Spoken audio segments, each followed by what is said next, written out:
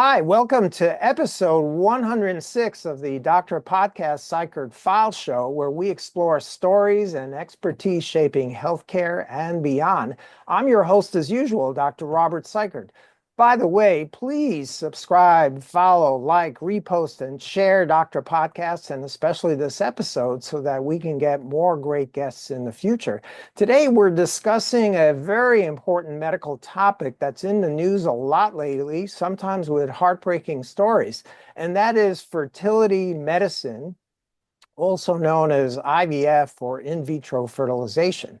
But instead of interviewing a doctor today, which I usually interview physicians, we're honored to have an attorney, Andrew Rader, who's founder of the Rader Law Group and an expert in the medical legal aspects of fertility and IVF law, which are very important.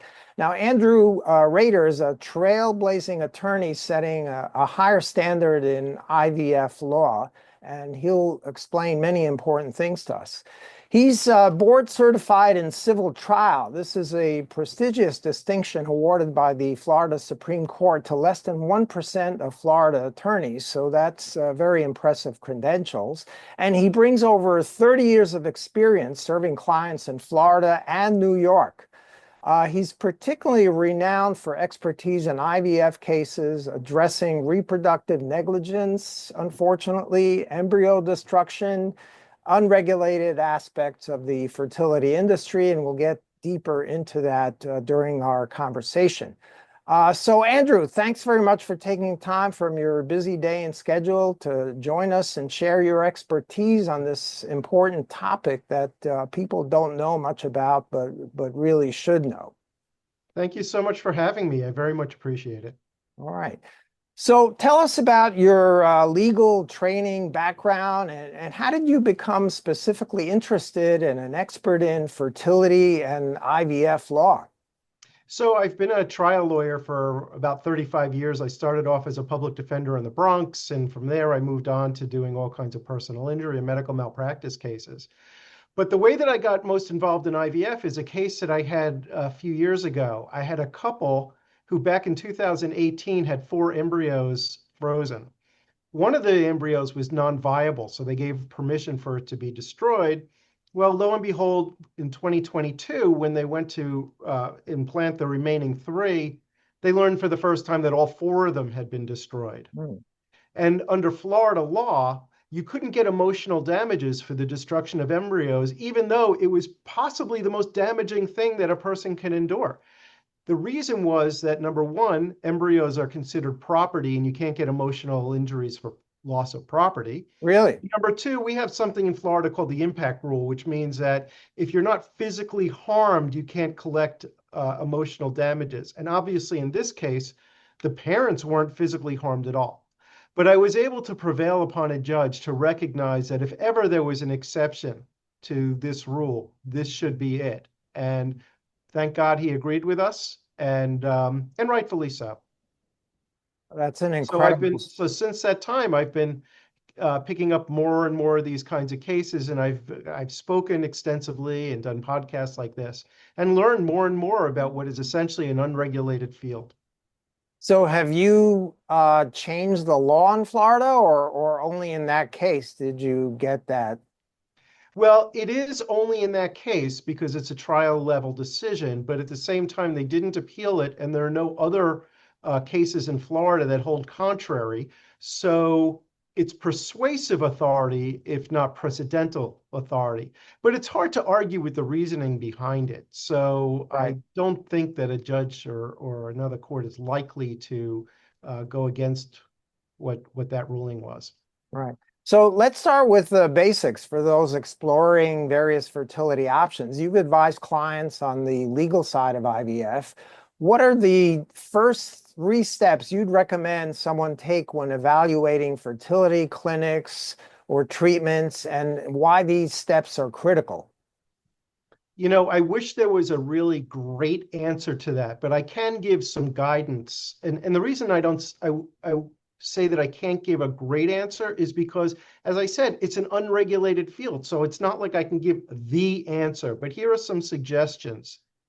The first thing you want to do is make sure that the clinic is a member of SART, S-A-R-T. S-A-R-T is the Society for Assisted Reproductive Technology.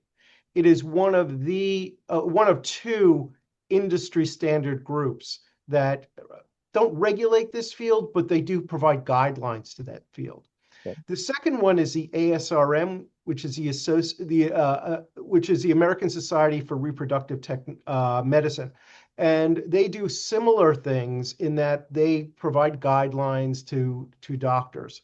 And the third thing that you want to do with respect to the doctor specifically is make sure that they are board certified in REI, which is reproductive endocrinology and infertility. That is a step that goes beyond a board certification in obstetrics and gynecology. And at least that way you know that your doctor has special training in that. So those are the first three things that I would make sure of. Check out the lab, check out the clinic, and check out the doctor. All right, that's important to know. Now, IVF clinics often share their success rates to attract patients, but how can individuals independently verify these statistics to ensure they're accurate and trustworthy? And are there any red flags people should look for before going to an IVF clinic or center? That's a great question, Dr. Cykiert, and I'll answer it this way. I mentioned SART a moment ago, the Society for Assisted Reproductive Technology. You can go on their website and you can actually print out what was called a final clinic summary, and it will tell you exactly the statistics for that particular clinic. But it has to be taken with a grain of salt because it is self-reported. And as with anything that's self-reported, you have to be a little bit concerned about its veracity. But there's no better source to go to than to go onto the SART website and to obtain that report. So that is probably the best thing that you can do. But you also asked me about red flags. And Right. one important red flag is if your doctor or the clinic is not a member of the SART or the ASRM, or they have not uploaded their statistics, that might be an indication that perhaps their statistics are not something they want to share. Right. So what's the address for that website for SART? SART.org, SART.org. Okay. Now, life-changing events like divorce or death of a spouse can complicate tremendously IVF journeys. What happens to embryos in these scenarios, and how can legal planning help avoid disputes or heartaches down the road? That's a really great question. And most states try to address that by requiring the clinic to have an agreement with the couple in advance that says, in case of divorce, in case of death, in case of unforeseen circumstances, the embryo becomes the property of this other person. Earlier, we were speaking about embryos as property, and that's really one of the reasons that it came up that way, is because somebody's got to own these embryos at the end of the day, or in the case of death or divorce. Right. But it raises a whole list of other questions if they're considered people, because what happens if somebody stops paying for the cryopreservation, for example? What are the responsibilities of individuals and the government in that situation? But that's beyond the scope of this podcast, I think. Right. So from what you're saying, there's no federal or national law. It's There is different in none. every state. Is that correct? There is none. It is property just the same way as who's getting the dog in a divorce. Really? Wow. I didn't realize that. That's very important. So you have to make sure in your contract or agreement with the doctor or the fertility center that all of that is specified in advance. Otherwise, later you've got troubles, right? Yeah, not only that, I would also suggest going to an estate planning attorney or some other attorney who really specializes in this, because the agreement you have with the doctor is going to be very bare bones, and it's not going to really speak to the nuances of what you want to happen to this embryo in case of certain situations. So you really should go to somebody who can flesh out those details. Right. Now, In the last year, I've read several reports in the media. They're becoming more and more common about IVF errors and mix-ups, couples getting the wrong baby and things like that. Really heartbreaking things that I've read. How Yeah. frequent are these things happening, or is the media just picking up on it to get a headline and it's really an extremely rare event? It's a rare event if you look at the entire number of IVF cases there are in the country. In the same way that a car accident, a serious car accident, is a rare event for every mile Right, that you drive, it doesn't mean that it's not important if it happens to you. And right, so, and so because there's no reporting, official reporting, there's no way to know how frequently this happens. But I will tell you that since I've become involved in this, our phones have been ringing with really. lost embryos, lost eggs, sperm implanted in the wrong woman. We have a case that involves an embryo implanted in the wrong surrogate. There's so many different ways that things can go sideways in these kinds of cases that not only do we not know how frequently it happens, but we really don't know all the different ways that it can happen. And the problem is that they're almost always a result of human error. So you're not going to be able to go to a place and say, oh, well, it says here in the contract that we might put the embryo in the wrong person. That's not what happens. What happens is they have poor record keeping. They have poor inventory of whose egg belongs to what couple. And as a result, mistakes get made. Wow. Wasn't aware of that. Now, at what point in the IVF process should someone therefore consider consulting an expert attorney like yourself who's knowledgeable about this? Are there specific warning signs or situations where legal guidance becomes essential? I think it's really important for people to understand that even though this is the most emotionally beautiful event that could happen in their life, it is also a legal event. And so the earlier you get legal advice, the better. Maybe just to read over the clinic contract, you may find something in there that you didn't expect to find. Um, I have a case, for example, like I said, I have an embryo that's implanted in the wrong surrogate. Happened here in Florida. Well, guess what? When you read the fine print, it turns out that in order to bring a lawsuit, you have to bring it in Mexico City. The clients never knew that. They never expected that, and they never read the contract. Certainly, if I had reviewed the contract, I would have said, "This is a no-go. You have Right. to go to a different clinic or get that provision stricken." But when you go in there and your eyes are so wide and excited and you trust your doctor and it's clean and people are nice, you're not thinking about the ways that a contract provision can come to bite you later. So not that there's necessarily going to be anything bad in there, but it's a good idea to have an attorney look at it in advance just to make sure. Right. Now, I'm surprised that the fertility industry is not adequately regulated from what you're saying. I know the FDA looks at everything very carefully and closely in medicine. So the FDA doesn't regulate IVF, It's actually the CDC. The CDC does CDC. have some reporting requirements, but they're very loose. They're not required, and so you never really know what you're getting in a given statistic. And it's like any other industry. And when I say industry, I do mean industry. A lot of these clinics are owned by big money, by hedge funds. Um, and what hedge fund wants to be regulated? It's just like anything else. You just have to be careful. If you do your due diligence, you should have no problem at all.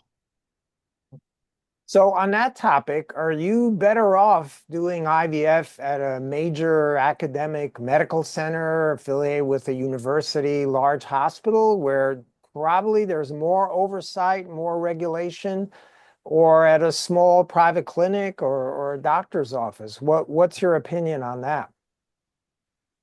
I've handled medical malpractice cases from solo practitioners, and I've handled medical malpractice cases from major medical institutions. The truth of the matter is that that malpractice, which is what this technically is, can happen anywhere. So the important thing is to use your due diligence and to become as informed as you can and take it from there.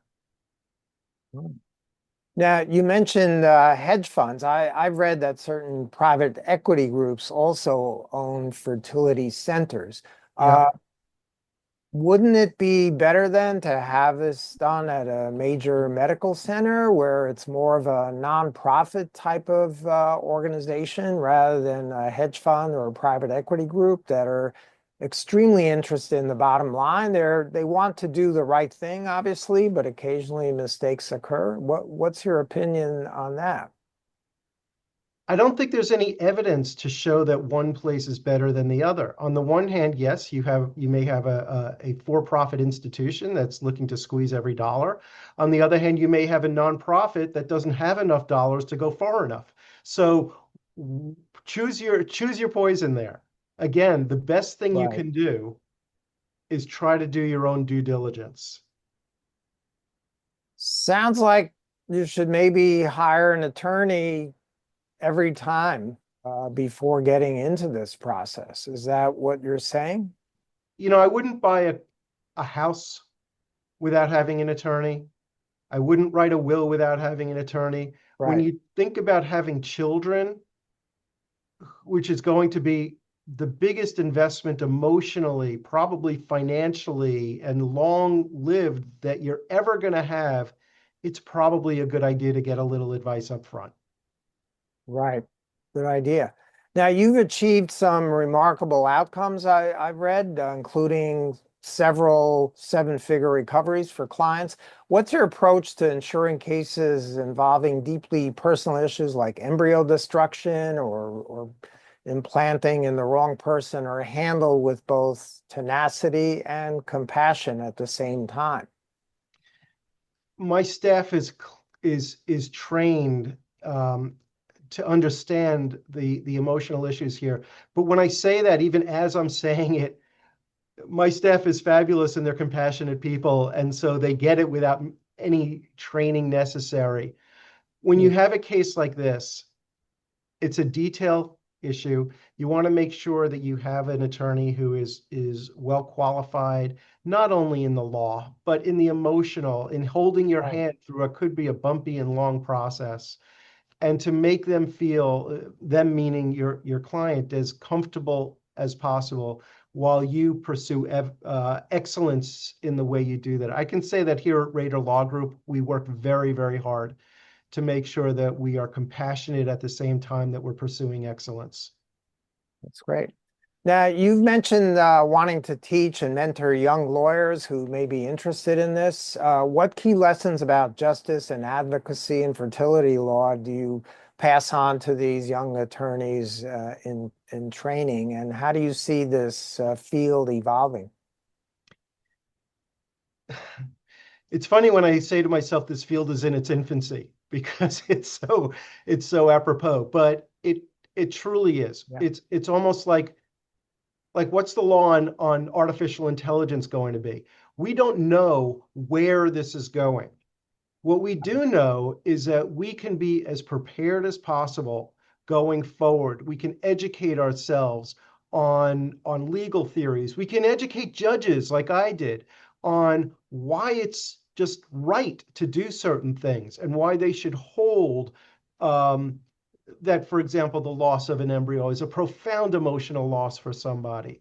And judges are human and they will understand that. And right. if they don't understand it, then there's legislative changes that can be made. And what I teach my staff, what I teach young lawyers, is to recognize the gravity of the issues that you're dealing with and how important they are, but also how much joy these people came in with and how much joy we're still trying to achieve for them, and Right. how the important things in life are sometimes difficult to achieve, but worth pursuing and worth striving for. So we're always looking at the law and we're always advocating and advocating and advocating, but we're also cheering at the same time. That's good. Remaining positive and compassionate, very important. Now, you've contributed to several publications, shedding light on IVF errors and legal protections. What's one of the common misconceptions about fertility treatments that you wish more people would understand, preferably in advance? Well, we discussed it already. It's that it's an unregulated field, and that Hmm.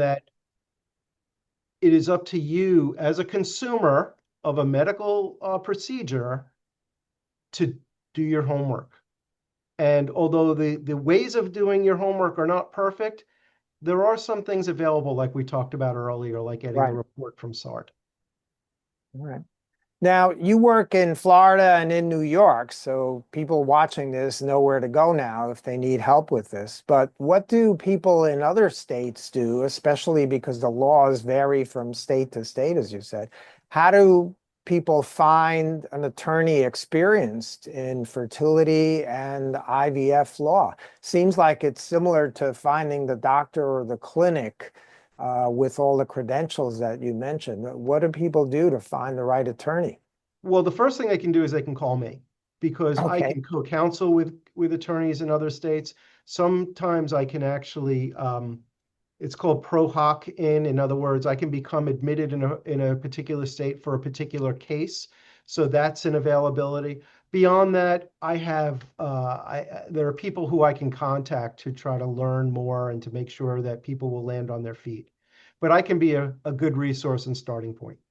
right. So you have all the connections and know how to help these people. I can find the people they need. They just have to come to www.raderlawgroup.com to find me. Sounds great. Well, this has been very informative for me. I learned a lot because I thought this was highly regulated, and turns out I'm wrong. So did I when I came into this. Right. So I appreciate you taking the time to educate us about this, and I think it'll be very important for people out in the public to know about this and be very cautious and proceed carefully. So thanks very much for your time and And knowledge. thank you for your thoughtful questions. Thank you.